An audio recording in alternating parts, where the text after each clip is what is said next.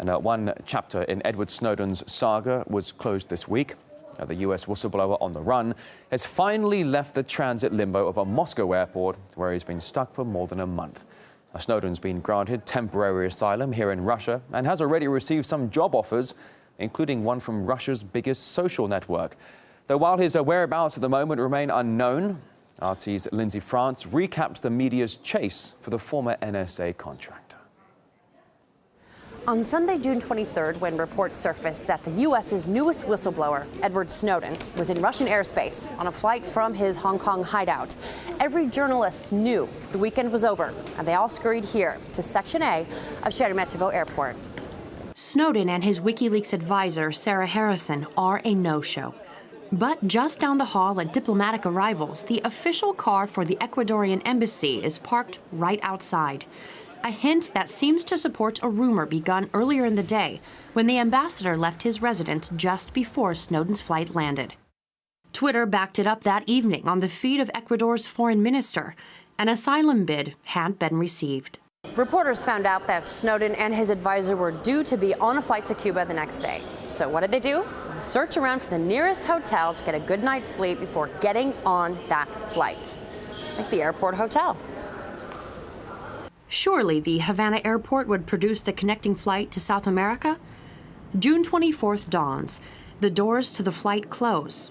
Seat 17A is empty. A plane load of confounded reporters takes off for the island. Galleys and restrooms are searched. The cargo hold is suspected. A drinks trolley is found in business class. Hangovers are reported. June 25th, President Putin confirms that Snowden is still in the transit area of the airport. Foreign Minister Sergei Lavrov dismisses a U.S. request for extradition. The stakeout continues because you just never know when he'll come out from hiding. Everyone with a press badge gets to know airport food courts and the coin-operated massage chairs very well. July 2nd, WikiLeaks says Snowden is seeking asylum in 19 more countries, including China, Cuba, Nicaragua, Venezuela, and India.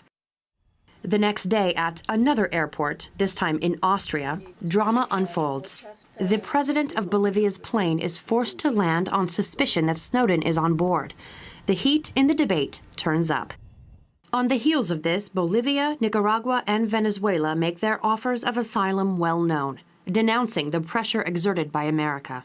But one little problem remains: getting to any of these destinations without falling into the hands of American law enforcement. July 12th, the bomb is dropped with an official announcement at Sheremetyevo. It was here on the second floor of Terminal E where Snowden held a conference with human rights activists and with his advisors. He made the announcement that he was scared to fly and not for heights, and that he was thinking of asking Russia for asylum. It came as a surprise to everyone who heard it.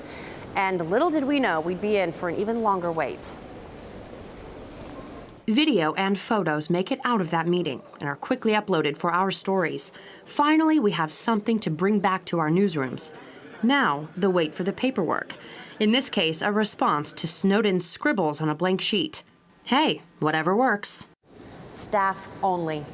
This unassuming door here on the first floor of Terminal E at the airport was headquarters, July 24th, when everyone thought Anatoly Kucherina, Snowden's Russian advisor, would be bringing that very important piece of paper from Immigration Services, allowing him to exit the airport. Instead, all he brought were a bag of books, some new clothes, and a healthy dose of consolation for Snowden and the journalists. He gives us what we wanted. Plenty of video and sound, but no definite timeline on when his advisee will crack that door. Until August 1st, when Kucherina himself shows the press that fateful document, making Edward Snowden free to travel through the Russian Federation until July 31st, 2014. He says Edward is gone, and his lips are sealed. Due to the fact that he's the most wanted person on planet Earth, today he'll be concerned about the issue of security. That includes questions of safety and the place where he's going to live. That's all up to him. I, as his lawyer, will consult and advise him, but on other issues, it's up to him. According to our sources, when a plane from Paris was emptying out, he took his chance and jumped in to blend in.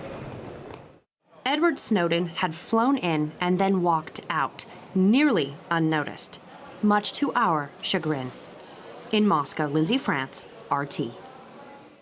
And one of the conditions that Moscow had earlier set for taking Snowden in was that he stops harming Washington with his leaks. In an interview to a Russian TV channel, the whistleblower's father said his son has already done enough public good to abide by that request with a clear conscience.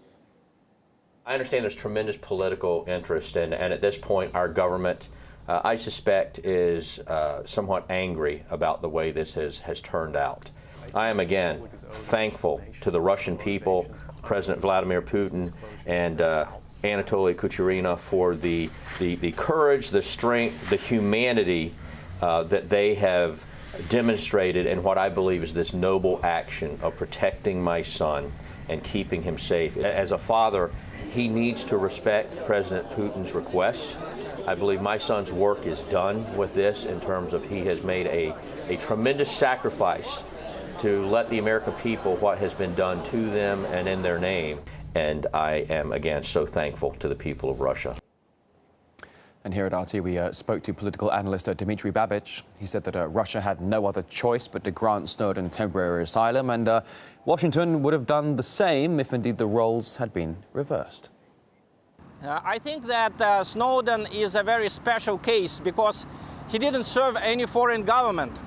What he did on his own, and he revealed this information to press, not to foreign agents. I'm pretty sure that the United States would shield such a person if he had been of Russian origin and if he had been found in the United States. Russia, I think, was not very willing to have him here.